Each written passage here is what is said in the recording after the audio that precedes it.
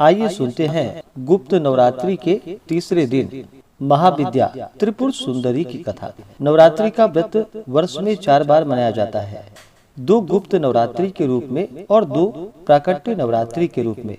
प्राकट्य नवरात्रि जो कि चैत्र और आश्विन के महीने में शुक्ल पक्ष प्रतिपदा तिथि से लेकर के नवमी तिथि तक माता दुर्गा के 9 स्वरूपों का पूजन किया जाता है, और गुप्त नवरात्रि के व्रत में माघ और आषाढ़ के महीने में माता 10 महाविद्या का पूजन किया जाता है।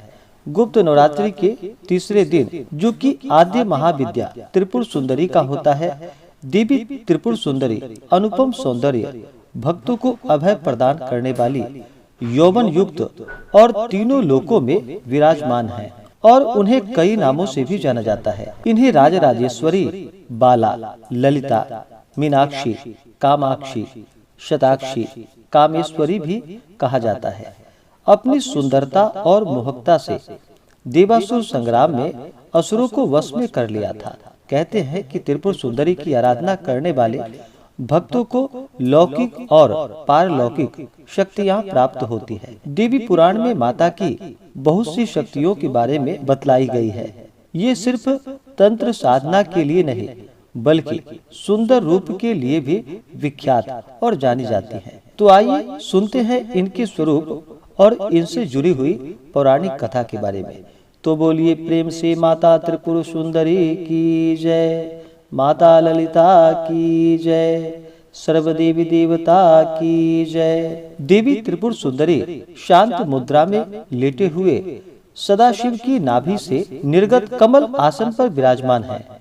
चतुर्भुजी भुजाओं में देवी के पास अंकुश, धनुष और बाण है। देवी के आसन को ब्रह्मा, विष्णु, शिव और यमराज अपने मस्तक पर धारण करते हैं। देवी 3 नेत्रों से युक्त और मस्तक पर अर्धचंद्र धारण करती हैं। देवी त्रिपुर सुंदरी अपने भक्तों की हर प्रकार की मनोकामना को पूरी करती हैं और उनकी हर विपत्ति को दूर कर देती हैं और उन्हें अभय प्रदान करती है। कहा जाता है कि देवी त्रिपुर सुंदरी की पूजा से आत्मिक बल, यश और कीर्ति की प्राप्ति होती है। पौराणिक कथा के अनुसार देवी त्रिपुर सुंदरी के उत्पत्ति का रहस्य सती वियोग के पश्चात भगवान शिव सर्वदा ध्यान मग्न रहते हुए हैं। उन्होंने अपने संपूर्ण कर्म का परित्याग कर दिया था, जिसके कारण तीनों लोकों के संचालन में व्याधि उत्पन्न हो रही थी। उधर तारकासुर ब्रह्मा जी से वर प्राप्त किया कि उसकी मृत्यु शिव के पुत्र द्वारा ही होगी।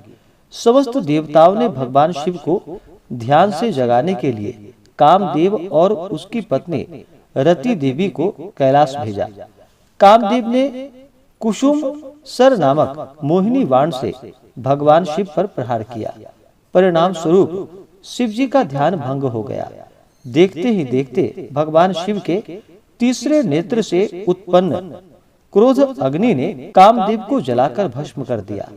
कामदेव की पत्नी रति द्वारा अत्यंत दारुण विलाप करने पर भगवान शिव ने कामदेव को पुनः द्वापर युग में भगवान कृष्ण के पुत्र रूप में जन्म धारण करने का वरदान दिया और वहां से अंतर्ध्यान हो गए। सभी देवताओं और रति के जाने के पश्चात भगवान शिव के एक गण द्वारा कामदेव के भस्म से मूर्ति निर्मित की गई और उस निर्मित मूर्ति से एक पुरुष ने जन्म लिया। उस पुरुष ने भगवान शिव की स्तुति करी। इसके भगवान शिव द्वारा उस पुरुष का नाम भांड रखा गया। शिव के क्रोध से उत्पन्न होने के कारण भांड तमोगुण संपन्न था और वह धीरे धीरे तीनों लोकों पर भयंकर उत्पात मचाने लगा। देवराज इंद्र के राज्य के समान ही भांडासुर ने स्वर्ग जैसे राज्य का निर्माण किया तथा राज करने लगा। तदंतर भांडासुर ने स्वर्गलोक पर आक्रमण कर देवराज इंद्र और स्वर्ग राज्य को चारों ओर से घेर लिया। भयभीत इंद्र नारद मुनि की शरण में गए और इस समस्या के निवारण का उपाय पूछा। देव ऋषि नारद ने आद्या शक्ति की यथा विधि अपने रक्त तथा मांस से आराधना करने का परामर्श दिया। देवराज इंद्र ने देवी की आराधना की और देवी ने त्रिपुर सुंदरी स्वरूप से प्रकट हो भांडासुर का वध कर देवराज पर कृपा की और समस्त देवताओं को भय से मुक्त किया।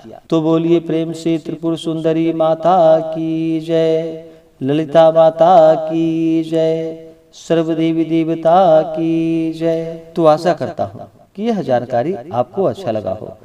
अगर आप सब दुर्गा सप्तशती का पाठ श्रवण करना चाहते हो तो उसका भी वीडियो हमारे चैनल पे अपलोड है, या हमारे वीडियो के एंड स्क्रीन में भी वीडियो का लिंक दिया गया है। आप उसके माध्यम से कथा को श्रवण कर सकते हैं। इसी प्रकार से ज्ञानवर्धक जानकारियां प्राप्त करते रहने के लिए चैनल पे अगर आप नए हैं तो चैनल को लाल बटन दबा करके सब्सक्राइब करें, साथ में बेल आइकन घंटी को दबाएं ताकि मेरे वीडियो का नोटिफिकेशन आपको समय से मिलता रहे।